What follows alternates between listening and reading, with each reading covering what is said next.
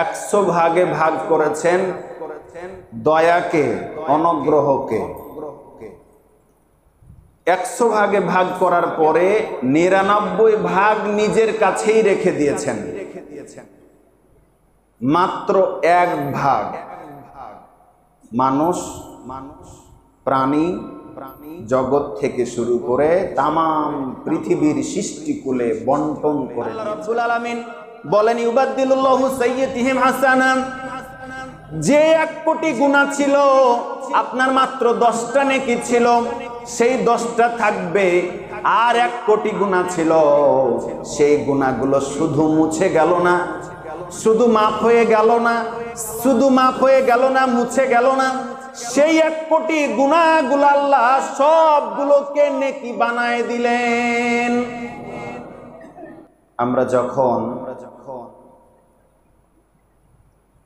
ছোট বাচ্চা ছিলাম, এত দুষ্টুমি করার পরেও মা বকা দিত, বাবা বকা দিত, মা বাবার বকা পেয়ে কথা শুনতাম না। এতবার বলতো বাবা এটা করো সেটা করো, শুনতাম না। মার বকা খেয়ে, বাবার বকা খেয়ে পালিয়ে যেতাম। কিছুক্ষণ পর আবারও মা এবং বাবা দুইটা হাতের ডানা মেলে দিয়ে আদরের কোলে উঠিয়ে নিত। বাবা আয়, কোলে আয়, খেয়ে নে। ঠিক কিনা বলেন? মা বাবার দয়া ভালোবাসার চাইতে আমার আল্লাহর দয়া কি কম না বেশি? হাদিসে এসেছে, গোটা পৃথিবীর মহান আল্লাহ রাব্বুল আলামিন দয়া এবং অনুগ্রহকে 100 ভাগে ভাগ করেছেন। কয়শো ভাগে? 100 ভাগে ভাগ করেছেন দয়াকে, অনুগ্রহকে। 100 ভাগে ভাগ করার পরে 99 ভাগ নিজের কাছেই রেখে দিয়েছেন। মাত্র 1 ভাগ মানুষ, প্রাণী, জগৎ থেকে শুরু করে তামাম পৃথিবীর সৃষ্টিকুলে বন্টন করে দিয়েছেন। তাহলে ওই 1 ভাগের অনুগ্রহ, দয়া, ভালোবাসা পেয়েছি বাবা হিসাবে, মা হিসাবে, সবাই আমরা। তাই যদি হয় এই অবস্থা, 99 ভাগ দয়া এবং ভালোবাসা যার, তিনি কে? তাহলে তার দয়া এবং ভালোবাসা কত, জোরে বলেন সুবহানাল্লাহ। এজন্য গত 2 সপ্তাহ যাবত আপনাদেরকে একটু হতাশ করেছি। কিয়ামতের ভয়াবহতা, পরকালীন জবাবদিহিতার কথা বলে অনেকটা পেরেশানে ফেলে দিয়েছিলাম। মনে হচ্ছিল যে না জানি কি বা হবে। ভাবলাম যে একটু আশার আলো দেখায়। এজন্য আপনাদের সম্মুখে আজকে আলোচনার বিষয় নির্ধারণ করেছি, আল্লাহর রহমত থেকে নিরাশ হওয়া যাবে না। বান্দা যদি ভুল করে আল্লাহ পাক ক্ষমা করে দিবেন। একটু আগে যেটা বলছিলাম, 100 ভাগ ভালোবাসাকে, 100 ভাগ ভালোবাসাকে 99 ভাগ যার কাছে রেখেছেন। আবারও বলেন, তার নাম কি? সেই রব্বুল ইজ্জত ওয়াল জালালের দরবারে আমরা শুকরগুজার হচ্ছি। আমরা সবাই বলি আলহামদুলিল্লাহ। আর একটু মহব্বত দিয়ে বলি তো আলহামদুলিল্লাহ। দরুদ এবং তাসলিমা বর্ষিত হোক বিশ্ব নবী মুহাম্মদুর রাসূলুল্লাহ সাল্লাল্লাহু আলাইহি ওয়াসাল্লামের প্রতি, সাল্লাল্লাহু আলাইহি সাল্লাম। আল্লাহুম্মা সাল্লি আলাইহি, আল্লাহুম্মা বারিক আলাইহি। শহীদদের মাগফিরাত কামনা করছি। আমরা সবাই বলি আল্লাহুম্মা সাল্লি আলাইহি, আল্লাহুম্মা বারিক আলাইহি, আল্লাহুম্মা আমিন। সম্মানিত হাজিরিন, আমি আপনাদের সম্মুখে সূরা জুমার 53 নম্বর আয়াতে কারিমা তেলাওয়াত করেছি। কোন সূরা? সূরা জুমার কত নম্বর আয়াত? 53 নম্বর আয়াত। আর ইবনে মাজার 4250 নম্বর আয়াত হাদিস তেলাওয়াত করেছি। আয়াত এবং হাদিসের আলোকে কিছু কথা হবে ইনশাআল্লাহ। আল্লাহ সুবহানাহু ওয়া তাআলা তার বান্দাদেরকে হতাশ হতে নিষেধ করেছেন। সুবহানাল্লাহ বলেন, হে দুনিয়ার বান্দারা তোমরা হতাশ হও না। কোন ব্যক্তি যদি 100 বার ভুল করে,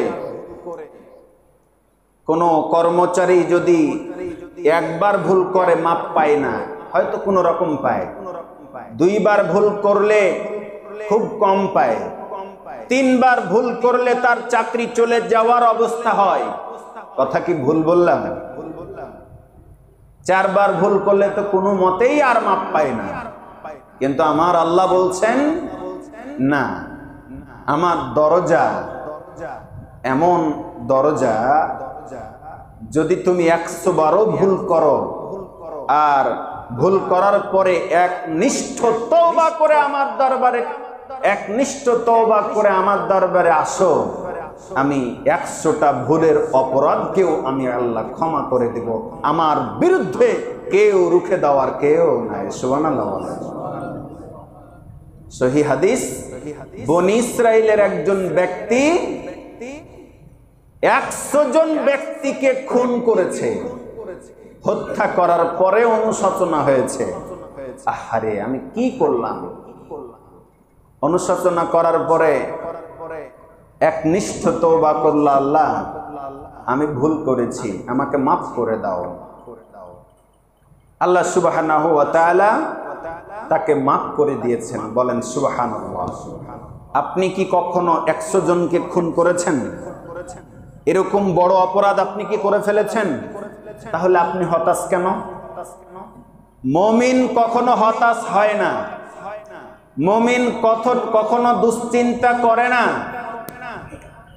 মুমিন কখনোই টেনশন করে না। মুমিনের জীবনে কখনো টেনশন, দুশ্চিন্তা, হতাশা নাই, কখনোই করবে না। দুশ্চিন্তা, টেনশন, হতাশা হচ্ছে কাফের মুশরিকদের জীবনে। কথা বলেন ঠিক না ঠিক?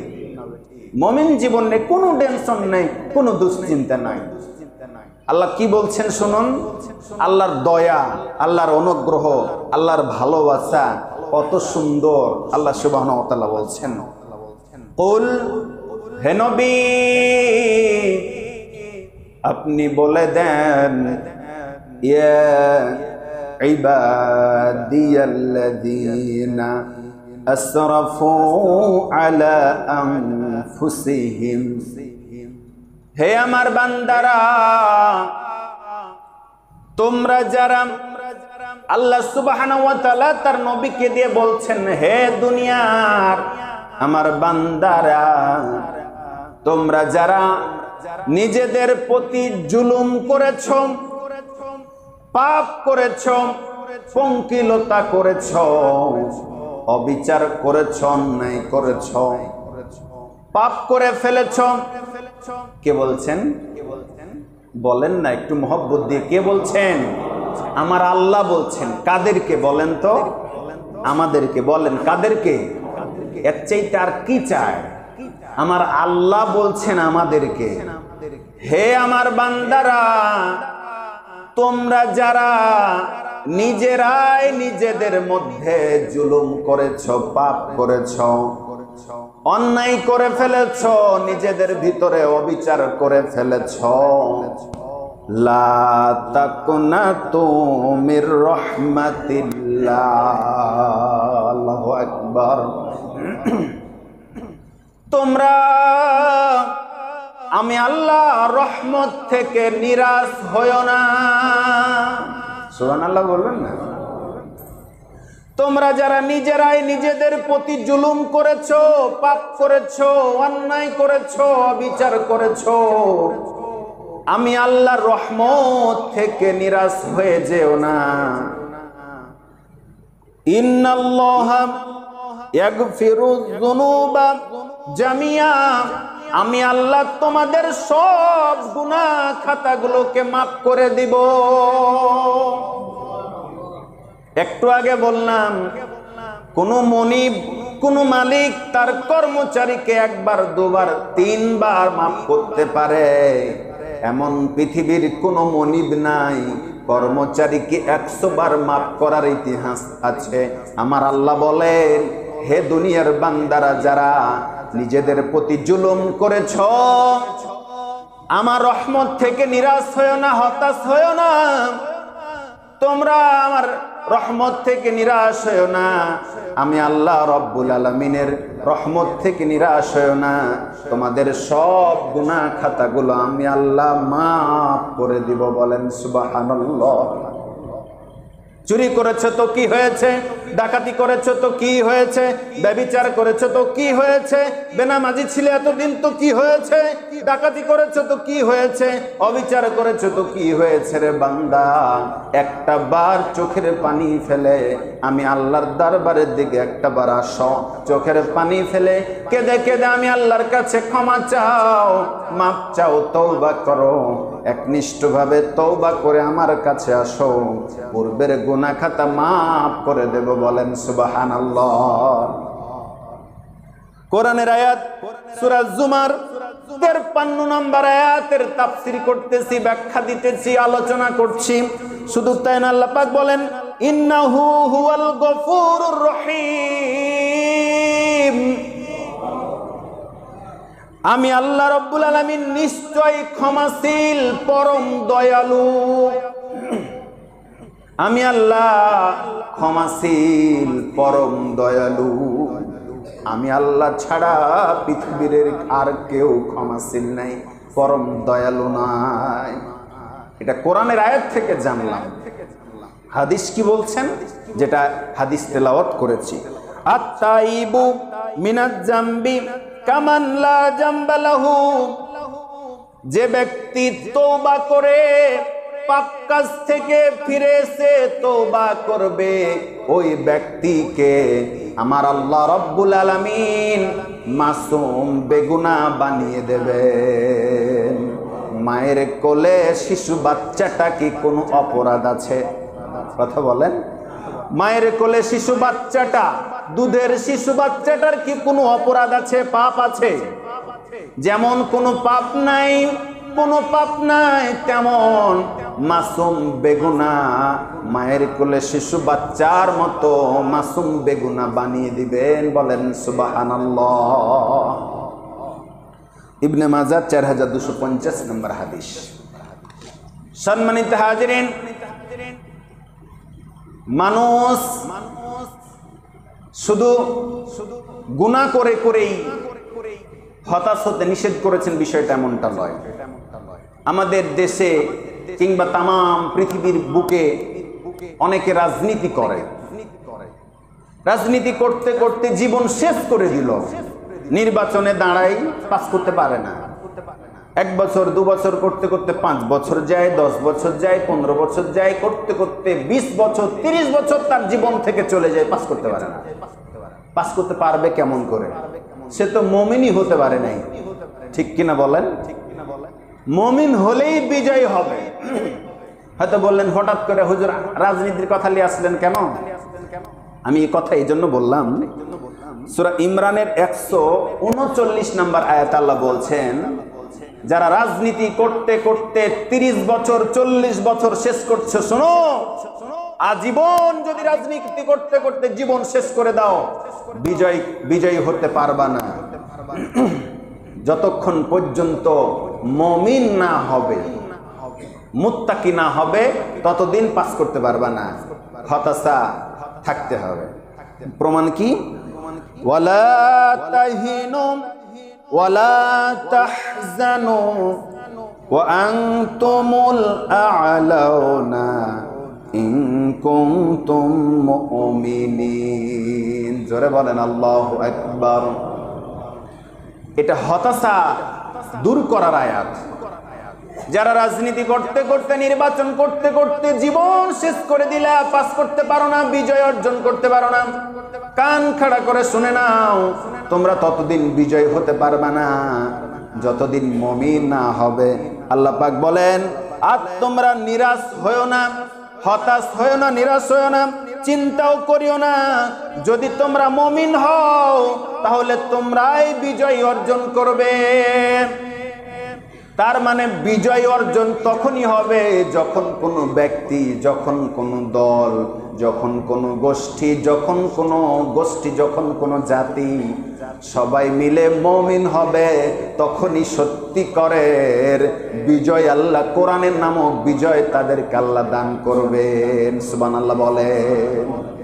তাহলে প্রশ্ন আসতে পারে, এর আগে যারা রাজত্ব করেছে তারা কি তাহলে মুমিন? না, এদেরকে আল্লাহ আমানত হিসাবে ক্ষমতা দান করেছিলেন। সত্যিকারের মুমিন হিসাবে, সত্যিকারের তাদেরকে বিজয় আল্লাহ দান করেন নাই। সম্মানিত হাজিরিন, মুমিন কখনো হতাশ হয় না, হতাশ হবে শুধু কাফেরেরা। সূরা ইউসুফের 87 নম্বর আয়াত আল্লাহ পাক বলেন, ওয়ালা তাইআসু মির রাউহিল্লাহ ইন্নাহু লা ইয়াইআসু মির রাউহিল্লাহি ইল্লাল কওমুল কাফিরুন। বলেন আল্লাহু আকবার। আল্লাহ সুবহানাহু ওয়া তাআলা বলেন, তোমরা কখনো আল্লাহর রহমত থেকে নিরাশ হয়ো না। আল্লাহর রহমত থেকে নিরাশ হবে যারা কাফের। কাফের ছাড়া, মুশরিক ছাড়া কেউ আল্লাহর রহমত থেকে নিরাশ হয় না। হযরতে ইয়াকুব আলাইহিস সালাম তার যখন সন্তানগুলো ইউসুফ আলাইহিস সালামকে মিথ্যা অপবাদ দিয়ে বলল যে, আব্বাজান আপনার ছেলে ইউসুফ আলাইহিস সালামকে বাঘে খেয়ে ফেলেছে, ইয়াকুব আলাইহিস সালাম ঘাবড়ে গেলেন না, ভয় পেলেন না, আল্লাহর উপরে ভরসা করলেন এবং একটা পর্যায়ে গিয়ে তারা তার ভাইকে কূপের ভিতরে ফেলে দিলেন। আল্লাহ বললেন, এটা কূপ না, অন্যদিকে আমি তাকে বাদশা বানায় দিব। সুবহানাল্লাহ বলেন। বানায়ও দিলেন। তার কাছে বাদশা বানানোর পরে, অনেক লম্বা কথা সংক্ষেপে বলছি, তার ভাইয়েরা সাহায্য চাইতে আসলো, দেখে চিনে ফেলেছে। সেই দিন চিনে ফেলেছিলেন। ভাইয়েরা চিনে ফেলার পরে ইউসুফ আলাইহিস সালাম ভাইদের প্রতি প্রতিশোধ নেননি। প্রতিশোধ না নিয়েই ক্ষমা করে দিয়েছিলেন। শুধু জানতে চাইলেন আব্বাজান কেমন আছে। বললেন, আব্বাজান তোমার জন্য কাঁদতে কাঁদতে চোখ দুটোকে অন্ধ করে ফেলেছে। নিজের জামাটা খুলে ইউসুফ আলাইহিস সালাম দিলেন। তাফসিরে দেখলাম নিজের জামা খুলে দিলেন, বললেন আব্বাজানের চোখের উপরে ধরবে। ইউসুফ আলাইহিস সালামের জামা তার ভাইয়েরা নিয়ে আসলেন, এসে তখন দিলেন আব্বাজানের কাছে। ইয়াকুব আলাইহিস সালাম যখন জামাটা মুখের কাছে নিয়ে এসেছেন, বললেন, ও আমার কলিজার টুকরা সন্তানেরা, কেন জানো আমি আমার ইউসুফের জামাটা মুখের কাছে নিয়ে আসতেই ইউসুফ আলাইহিস সালামের ঘ্রাণ পাচ্ছি। বলছে, আব্বাজান এই জামা ইউসুফের, এই আপনি চোখের সামনে ধরেন, এটাই বলেছেন ইউসুফ আলাইহিস সালাম। ইউসুফ আলাইহিস সালামের জামাটা চোখে ধরা মাত্র আগের মতো স্বাভাবিক চেহারা, দৃষ্টিটা ফিরে পেলেন। বলেন সুবহানাল্লাহ।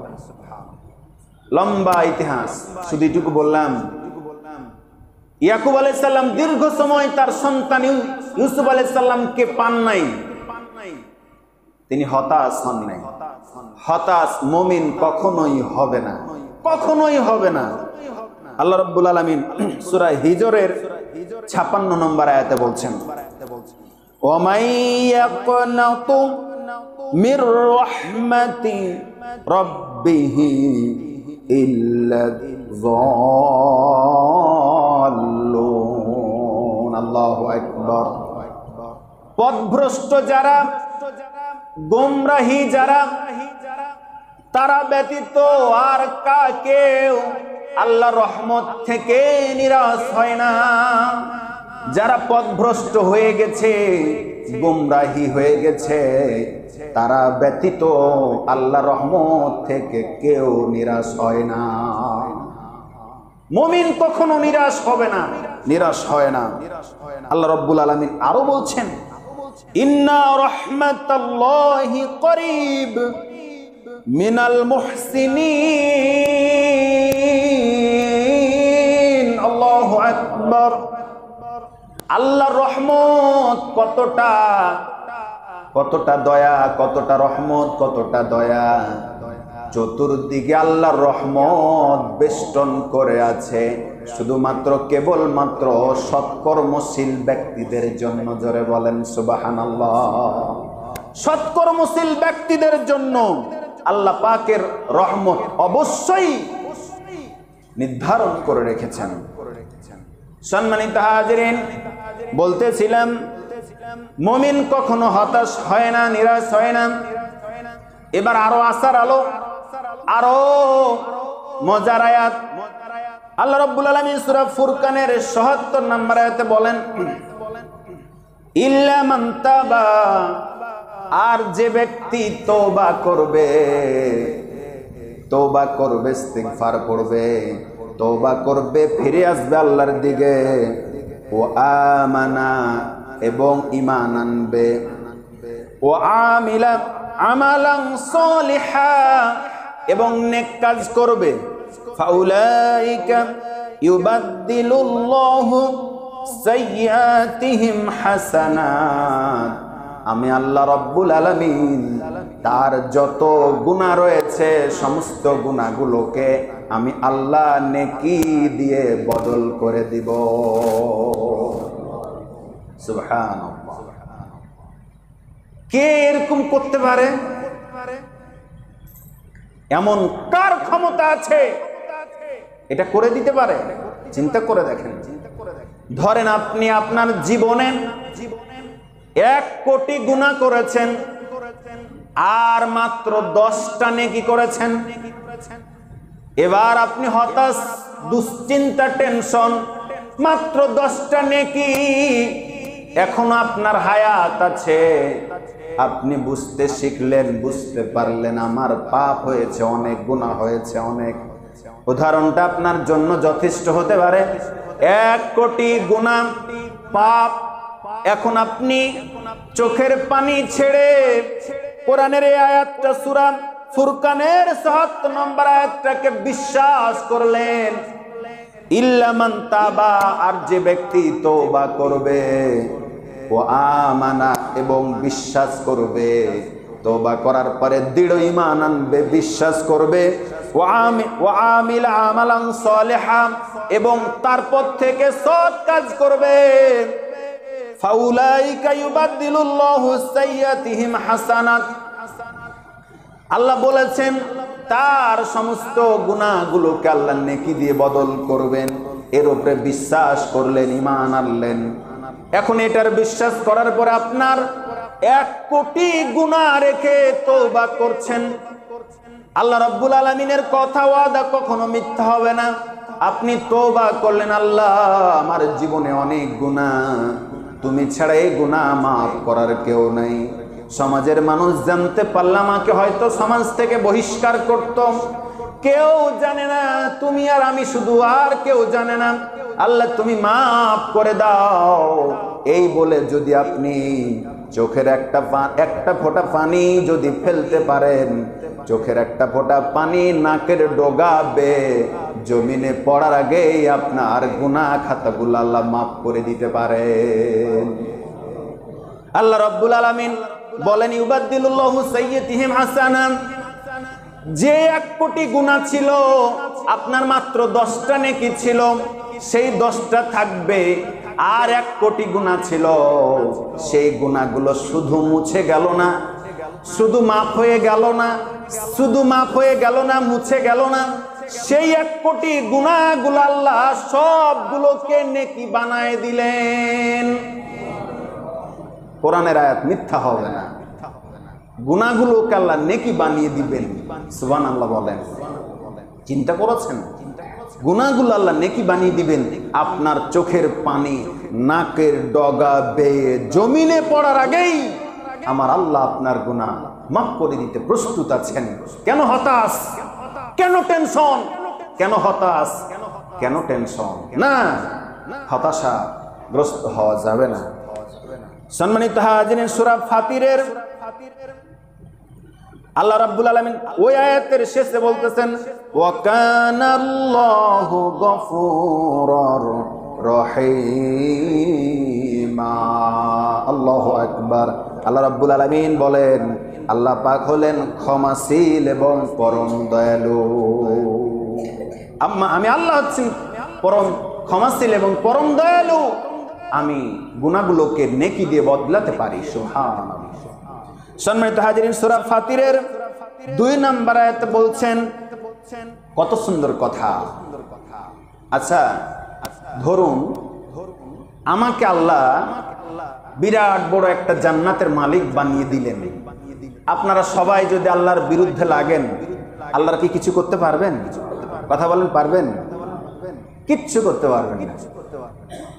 আমাকে আল্লাহ যদি একটা বিরাট জাহান্নামের মালিক বানিয়ে দেন, মানে জাহান্নামে দিয়ে দেন, আপনারা সবাই মিলে যদি আল্লাহকে কমপ্লেন দেন, কেন আপনি জাহান্নামের দিলেন, আল্লাহর কি কিছু করতে পারবেন? কিছুই করার নাই। ফাআলুল লিমা ইউরিদ, তিনি যা খুশি তাই করতে পারেন, তার বিরুদ্ধে কেউ বলার নাই, করারও নাই। জোরে বলেন আল্লাহু আকবার। আল্লাহ পাক বলছেন সূরা ফাতিরের 2 নম্বর আয়াতে, মা ইয়াফতাহিল্লাহু লিন্নাসি মির রাহমাতিন ফালা মুমসিকা লাহা। আল্লাহ যদি চান কোন মানুষের জন্য তার রহমতের দরজা খুলে দিবেন, এমন কেউ নাই যে তার রহমতের দরজা বন্ধ করতে পারে। সুবহানাল্লাহ বলেন। কোন ব্যক্তি, কোন মানুষের জন্য আল্লাহ যদি তার রহমতের দরজাটা খুলে দেন, দয়াটা খুলে দেন, রহমতের দরজা খুলে দেন, কেউ নাই যে তা এই দরজা বন্ধ করতে পারে। সুবহানাল্লাহ। কোন ব্যক্তির জন্য আল্লাহ হেদায়েতের দরজা খুলে দিলেন, রহমতের দরজা খুলে দিলেন, কেউ এই দরজা বন্ধ করতে পারবে না। সুতরাং এখনো সময় আছে, সুযোগ আছে। অনন্তকাল হচ্ছে এই পরকালের দুনিয়া, পরকালের জগৎ হচ্ছে অনন্তকালের দুনিয়া এবং জগৎ। সেই জগতের জন্য আসুন বেশি বেশি ইস্তেগফার, বেশি বেশি তওবা আমাদেরকে করতে হবে।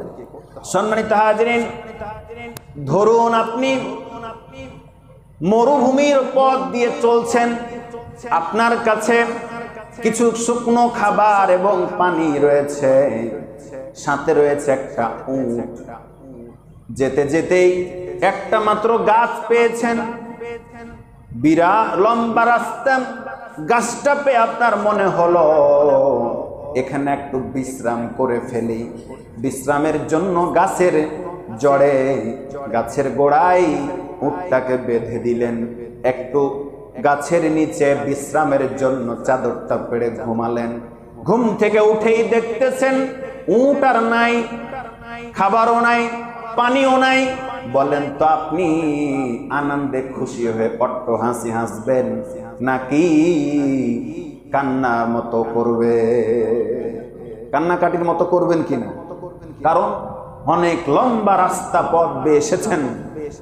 মরুভূমি এমন একটা রাস্তা, এমন একটা এলাকা যেই রাস্তা দিয়ে উট ছাড়া আসা যায় না। মরুভূমি বালুময় রাস্তা, উট ছাড়া বহন করা যায় না, আসা যায় না। উটও নাই, পানিও নাই, খাবারও নাই। আপনি মহা বিপদের মধ্যে পড়ে গেলেন, আপনার কান্না ছাড়া উপায় নাই। কিন্তু কি হলো? কিছুক্ষণ কান্নাকাটি মতো ভান করছেন, ইতিমধ্যে দেখতেছেন দূর থেকে আপনার সেই হারানো উট ফিরে আসছে। এখন আপনি কাঁদবেন না খুশি হয়ে আনন্দিত হবেন? খুশি হবেন, ঠিক কিনা বলেন? হাদিসের কথা, সহিহ মুসলিমের 2675 নম্বর হাদিস, তিরমিজির 3538 নম্বর হাদিস, ইবনে মাজার 4247 নম্বর হাদিস। আল্লাহু আসাদ্দু ফারহান বিতাওবাতি আহাদিকুম মিন আহাদিকুম বিযাল্লাতিহি ইজা ওয়াজাদাহা। জোরে বলেন আল্লাহু আকবার। নবীজি সাল্লাল্লাহু আলাইহি ওয়াসাল্লাম বলেন, যদি কোনো ব্যক্তি হারানো জিনিস পাওয়ার পরে যেমন খুশি হয়, হারানো জিনিস পাওয়ার পরে যেমন খুশি হয়, কোন ব্যক্তি গুনাহ করতে করতে তওবা করে যখন আল্লাহর দিকে আসে, আল্লাহ রাব্বুল আলামিন তার চাইতেও বেশি খুশি হন। সুবহানাল্লাহ। তার মানে আমি আপনি যখন বিপদে থাকি, মানে পাপের সাগরে ডুবে যাই, পাপ করতে করতে জীবনটাকে শেষ করি, আমার আল্লাহ আপনার জন্য আমার জন্য পেরেশান হয়ে যায়। আপনার আমার জন্য আল্লাহ পাক পেরেশান বোধ করে। আমার আপনার জন্য দিন রাত আমার আল্লাহ পেরেশান বোধ করে। আমার বান্দা কখন আমার দিকে ফিরে আসবে অপেক্ষার প্রহর গুনতে থাকে। হারানো ব্যক্তি যেমন হারানো জিনিস পেলে খুশি হয়, আমার কোন বান্দা পাপ কাজ থেকে ফিরে তওবা করে যখন আমার পথে ফিরে আসে, আমি ওর চাইতে অনেক বেশি খুশি হই। আমার আল্লাহ বলছেন, জোরে বলেন সুবহানাল্লাহ। আমি প্রথমে একটা হাদিস বলেছিলাম, আল্লাহ রহমতকে 100 ভাগে ভাগ করা হয়েছে, বলেছিলাম কিনা? এটাও সহিহ মুসলিমের 6469 নম্বর হাদিস। আল্লাহ রাব্বুল আলামিন তার রহমত 100 ভাগে ভাগ করেছেন, 99টা তার কাছে রেখেছেন, আর একটা মাত্র আমাদেরকে দিয়েছেন। সম্মানিত হাজিরিন, কেন আল্লাহর রহমত, কেন আল্লাহর রহমতের দিকে আসবেন না? ওয়া রাহমাতি ওয়াসিআত কুল্লা শাই। আল্লাহ পাক বলছেন সূরা আরাফের 156 নম্বর আয়াতে, আমার রহমত চতুর্দিকে বেষ্টন করে আছে। মুমিন বান্দাদের জন্য আমার রহমত চতুর্দিকে বেষ্টন করে আছে। আওয়াজ দিয়ে বলেন সুবহানাল্লাহ।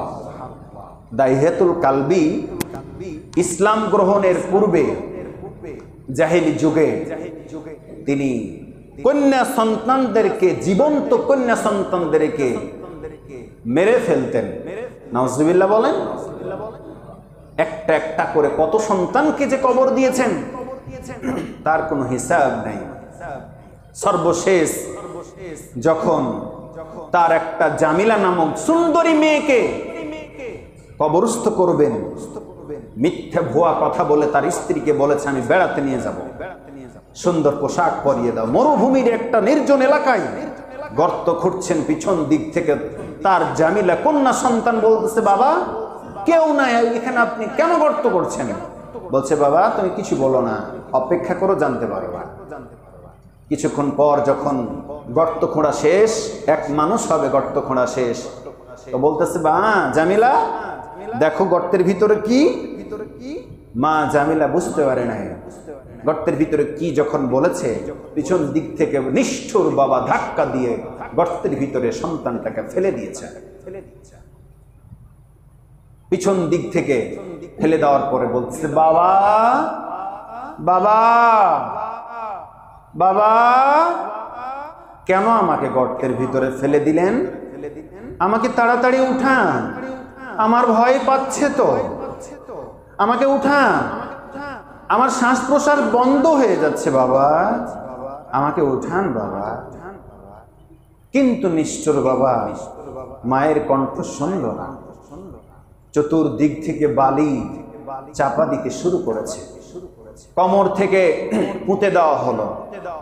নিষ্ঠুর বাবা দাইহাতুল কালবি কোনো কথাই শুনল না। মেয়ে জামিলার কোনো কথাই শুনল না। একটা পর্যায়ে যখন গলা পর্যন্ত এসেছে, দূর থেকে একটা বড় পাথর এনে মাথা বরাবর মারবে, মেরেই দিল। মারার সঙ্গে সঙ্গে ফিনকি দিয়ে রক্ত এসে তার জামায় বিঁধল এবং চিৎকার দিয়ে একটা শব্দ বলল, আব্বা জান, ও আমার আব্বা, দয়া করে আপনি আমাকে ছেড়ে দেন, আপনি বাবা এই পরিচয় আমি সমাজে দিব না, আমাকে বাঁচতে দেন, বাঁচতে দেন, বাঁচতে দেন। নিষ্ঠুর বাবা এ কথাও কানে নিল না। কিছুক্ষণ পর মৃত্যুর কোলে ঢলে পড়লেন মেয়ে জামিলা। বাকিটা পাথর এবং বালি চাপা দিয়ে কবর দিয়ে দিলেন। নবীজি সাল্লাল্লাহু আলাইহি সাল্লামের কাছে এসে বলতেছেন, ইয়া রাসূলুল্লাহ, আমি সব জেনেছি বুঝেছি, ইসলাম কবুল করতে চাই। বললেন, ইসলাম কবুল করতে চাও? আমার হাতে হাত রাখো, কালেমা পড়ো, লা ইলাহা ইল্লাল্লাহ মুহাম্মাদুর রাসূলুল্লাহ সাল্লাল্লাহু আলাইহি ওয়াসাল্লাম। বললেন, ইয়া রাসূলুল্লাহ, কালেমা পড়লে কি আমি সব গুনাহ মাফ পাবো? বলছে, হ্যাঁ, তুমি যদি কালেমা পড়ো, লা ইয়াদখুলুল জান্নাতা, লা ইয়াদখুলুল জান্নাতা, তুমি জান্নাতে প্রবেশ করবে। লা ইয়াদখুলুল জান্নাতা, জান্নাতে প্রবেশ করবে। কালেমা পড়লে লা ইলাহা ইল্লাল্লাহ ফাদাখালাল জান্নাহ, জান্নাতে প্রবেশ করবে। বলছি, ইয়া রাসূলুল্লাহ, আমার কাহিনী আছে, আমি কতগুলো সন্তান, মেয়ে সন্তানকে কবরস্থ করেছি, তার কোনো হিসাব নাই। সর্বশেষ যে মেয়েটাকে কবর দিয়েছি তার বর্ণনা দিতে গিয়ে নবীজি সাল্লাল্লাহু আলাইহি ওয়াসাল্লাম দর করে চোখের পানি ঝরালেন। বললেন, ইয়া রাসূলুল্লাহ, শেষ যে প্রতিধ্বনিটা আমার জামিলা মেয়ে সন্তানটা বাবা আব্বাজান বলে ডাক দিয়েছিল, এখন আমার কানের সেই কথাটা বাজে, আমি কি মাপ পাবো? কালেমা পড়লে কি আমি মাপ পাবো? এখনো সেই প্রতিধ্বনিটা আমার বাজে। ইয়া রাসূলুল্লাহ, আপনি বলেন, আমি কি মাপ পাবো? সম্মানিত হাজরিন, আমার আল্লাহ রাব্বুল আলামিন সুন্দর করে জানায় দিলেন, ওগো দাহিয়াতুল কালবিরে, তুমি টেনশন করো না, দুশ্চিন্তা করো না, তোমার জন্য আমার আল্লাহ রাব্বুল আলামিন ইতিমধ্যেই ঘোষণা দিয়ে দিয়েছেন, কুল ইয়া ইবাদিয়াল্লাযীনা আসরাফু আলা আনফুসিহিম লা তাকনাতু মির রাহমাতিল্লাহ ইন্নাল্লাহা ইয়াগফিরুয যুনুবা জামিআ ইন্নাহু হুয়াল গফুরুর রহিম। আল্লাহু আকবার। আমার আল্লাহ বললেন, হে নবী, আপনি বলে দেন, হে আমার বান্দা, তোমরা যদি নিজেদের প্রতি জুলুম করো, পাপ করো, আমার রহমত থেকে নিরাশ হয়ে যেও না। যত পাপ করেছো আমি আল্লাহ মাফ করে দেব, আমি ক্ষমাশীল, আমি গফুরুর রহিম। জোরে বলেন সুবহানাল্লাহ। সুতরাং আজকের এই আলোচনার পর থেকে যদি আমি আপনি তওবা করতে পারি, ফিরে আসতে পারি আল্লাহর দরবারে, সমস্ত পাহাড় সমতুল্য গুনাহ যদি আপনার আমার হয়ে থাকে, সাগরের ফেনা সমতুল্য যদি গুনাহ হয়ে থাকে, আল্লাহ চাইলে আমার আপনার গুনাহ মাফ করে দিতে পারেন। বলেন আমিন। বলেন আস্তাগফিরুল্লাহ। জোরে বলেন আস্তাগফিরুল্লাহ। আস্তাগফিরুল্লাহাল্লাযী আস্তাগফিরুল্লাহ রাব্বি মিন কুল্লি যামবি ওয়া আতুবু ইলাইহি লা হাওলা ওয়ালা কুওয়াতা ইল্লা বিল্লাহিল আলিয়্যিল আযীম। আল্লাহ, তোমার রহমত থেকে নিরাশ হতে তুমি নিষেধ করেছো, তোমার রহমত থেকে নিরাশ হওয়া জায়েজ নেই, এর উপরে আলোচনা করলাম। আল্লাহ, তুমি আমাদেরকে মাফ করো। আজকে তওবা করছি আল্লাহ, বাকি জিন্দেগি এমন কোনো অপরাধ করব না, চ্যালেঞ্জ করে কোনো গুনাহ করব না। আল্লাহ, তুমি আমাদেরকে এই তওবার উপরে ইস্তেকামত থাকার তৌফিক দান করো। জেনে শুনে যেন ভুল না হয়ে যায়, আল্লাহ তুমি আমাদেরকে সাহায্য করো এবং আমাদেরকে এই তওবার উপরে বাকি জিন্দেগিতে থাকা চলার এবং তৌফিক দান করো। আমরা সবাই বলি আল্লাহুম্মা আমিন।